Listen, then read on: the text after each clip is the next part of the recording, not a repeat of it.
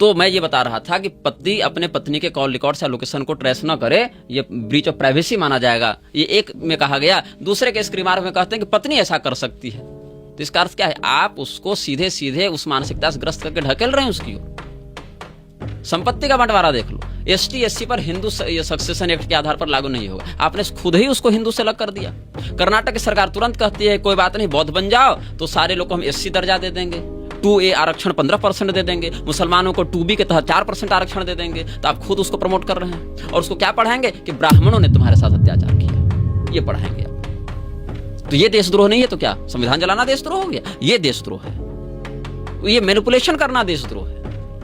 मैं तो एक बहुत अच्छी एडवाइस देना चाहता हूं लीगल एजेंसियों को, जो लीगल इंस्टीट्यूशंस बनने का दावा करते हैं, कि भैया कम से कम महिला दिवस के दिन आप काला कोट छोड़ के पेटीकोट पहनकर आइए, बड़ा सम्मान बढ़ जाएगा महिलाओं को। जो हाल आपने कर दिया, जितने महिलाओं के विकास के लिए कानून बने थे उसका कितना मिसयूज महिलाएं कर रही नहीं दिख रहा। क्या कहा? एक हाईकोर्ट कह दे रहा है कि पिता की संपत्ति में बेटियों का अधिकार नहीं। हमको लग रहा है छत्तीसगढ़ हाईकोर्ट का ऐसा रिमार्क है। एक कह रहा है नहीं नहीं अधिकार क्यों नहीं रहेगा, इक्वलिटी होनी चाहिए, भाई बहन में संपत्ति का बराबर बंटवारा। बहन गई ससुराल, वहां से आई मायके लेकर अपने पति को कि चलो वहां झगड़ा करना, अकेले छोड़े जाएंगे। अब ये एक पति अपने ससुराल जाकर अपने साला साली सास ससुर से लड़ रहा है। सालियां भी तो आई हैं और बहनें भी तो हैं, अपने अपने पति को लेकर वहां पे लड़ रहा है। बेचारा थक कर घर आया तो पता चला मेरे बहन बहनों आए हुए हैं, यहां भी तो मेरी बहन है। सोचा चलो ऑफिस में जाकर थोड़ा रिलैक्स करते हैं, काम में मन लगा रहेगा, टेंशन नहीं होगा। ऑफिस पहुंचा, जूनियर लड़की को डांट दिया, काम ठीक से क्यों नहीं करती। वो कहती पौष का मुकदमा करेंगे। फंसा कि नहीं फंसा? बोला चलो थोड़ा पड़ोसी घर चाय पी लें। वहां पता चला पड़ोसी ने उधार लिए थे, उसका सोचे चाय पीते पीते पैसे मांग लें, ST/SC केस ठोक दिया।